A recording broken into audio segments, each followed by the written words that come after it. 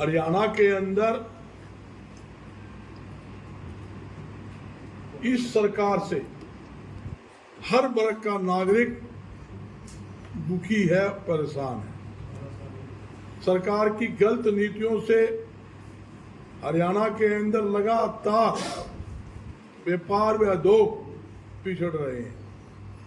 यहाँ तक कि सरकार की जो गलत योजना, गलत नीतियों के कारण हरियाणा से छोटे और मध्यम लगभग 60% उद्योग बंद हुए। जैसे पानीपत के अंदर फुटवेयर का हमारा हब है, इसके पानीपत में टेक्सटाइल का हब है, और इसी प्रकार बहादुरगढ़ के अंदर फुटवेयर का हब है, और प्लाई बोर्ड का यमुनानगर में हमारा इंडस्ट्री जोन बना हुआ है, और अनेकों छोटे बड़े उद्योग बंद हुए हैं। ऐसी स्थिति हरियाणा के अंदर हुई है। यहाँ तक कि व्यापार व उद्योग कम होने के कारण लाखों युवा बेरोजगार हरियाणा के अंदर हुए हैं, और सरकार सिर्फ झूठी घोषणाएं, झूठे वादा करने के सिवाय कोई काम नहीं कर रही, सिर्फ जुमलेबाजी।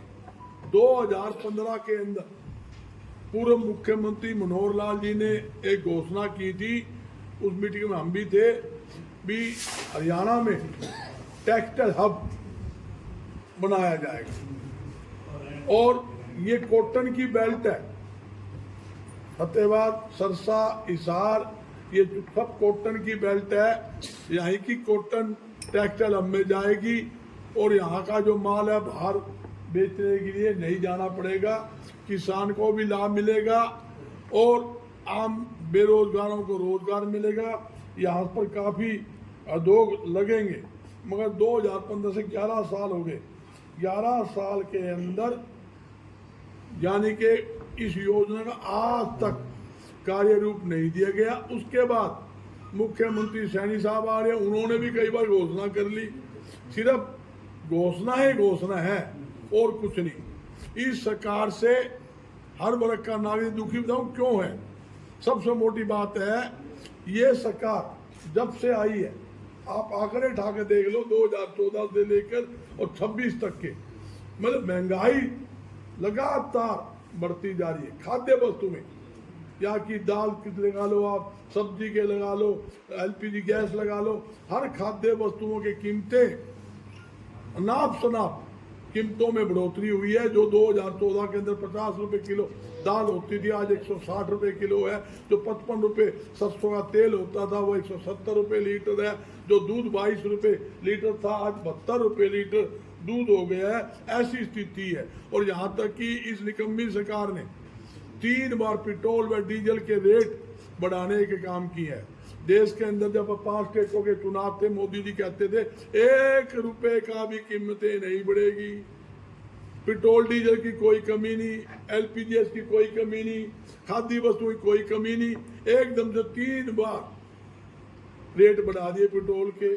और बच्चा सिलेंडर 5 किलो वाला है, उस पर 261 रुपए बढ़ा दिए। जो गरीब आदमी, झुप्पी झोपड़ी वाला मजदूर, स्टूडेंट यूज करता है, 261 रुपए। जो कॉमर्शियल सिलेंडर होटल वाले, ढाबे वाले, रेस्टोरेंट वाले, चाय वाले, खोखे वाले, हलवाई यूज करते हैं, उस पर 993 रुपए रेट बढ़ाकर जनता पर आर्थिक बोझ डालने का काम किया है। जब से देश आजाद हुआ 1947 से लेकर 26 तक, कोई भी बता दे इतने भारी भरकम रेट आज तक नहीं बढ़े। पहले तो नाम मात्र बढ़ोतरी होती थी, अब तो अनाप शनाप रेटों की बढ़ोतरी हुई है। पेट्रोल डीजल के रेटों में बढ़ोतरी होने से यातायात मतलब ये है वो महंगा हो गया है। ऐसी स्थिति हरियाणा में है। सरकार को महंगाई पर अंकुश लगाने के लिए कठोर से कठोर कदम उठाने की जरूरत है, और बेरोजगारों को रोजगार देने के लिए हरियाणा में व्यापार व उद्योग को बढ़ावा देने का जरूरत है, ताकि बेरोजगारों को रोजगार मिले। मगर सरकार इसके अंदर कुछ नहीं कर रही। आज हरियाणा अपराध और नशे का अड्डा बन चुका है। और जहां तक कि सरकार ढोल पीटती है विकास की, हमने ये कर दिया, एक ईंट तो हरियाणा में लगाई को नहीं, एक ईंट।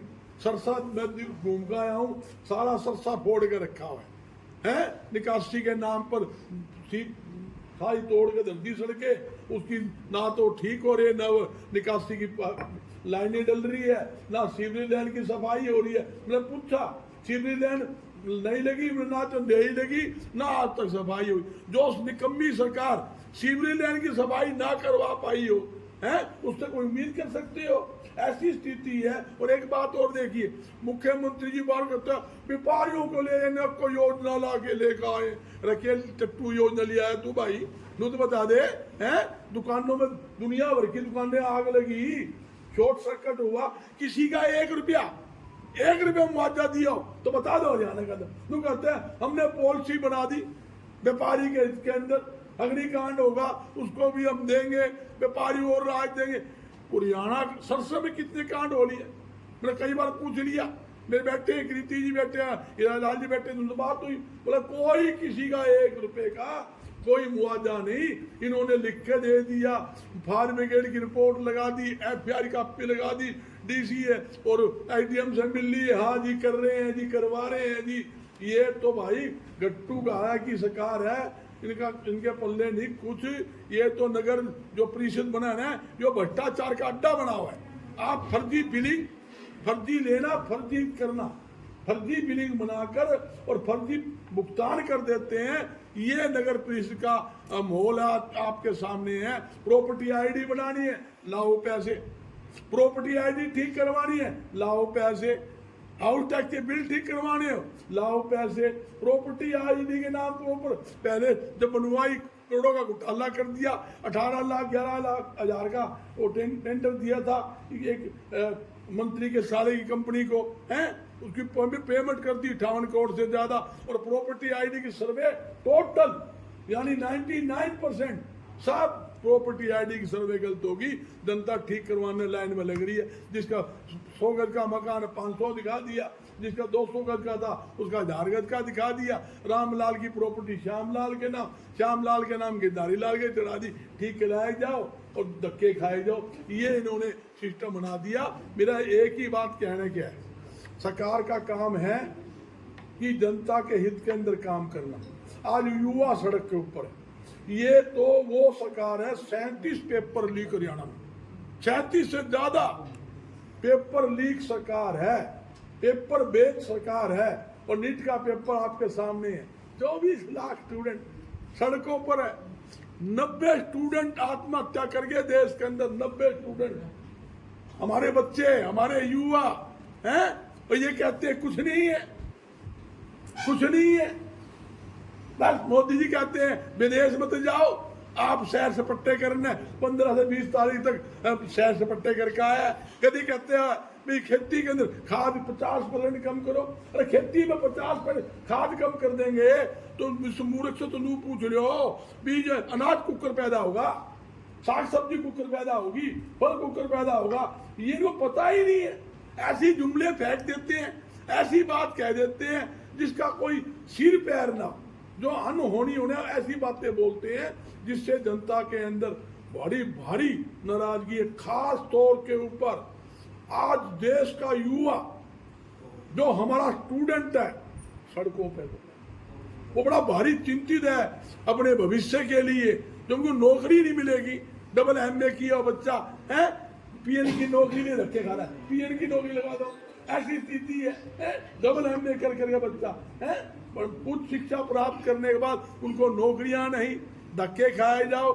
जब कोई पेपर निकले कि भी नौकरी निकली है, साल तक अगला तैयारी करता है, तैयारी करने का समय आता है, भाई आज कल पेपर देने जाऊंगा, रात को फोन खबर आती है पेपर लीक हो गया, भाई पेपर बिक गया, मत आना। पेपर के फार्म के नाम के 250, 500, 1000 रुपए लेकर करोड़ों रुपए सरकार अपने जेब में और डाल लेती है। ये और एक धंधा बना लिया भाई, यह स्थिति है। मेरी प्रधानमंत्री जी से खास तौर पे अपील है, नीट का पेपर जो लीक हुआ है, शिक्षा मंत्री को तुरंत प्रभाव से उसके अपने पद से हटाना चाहिए।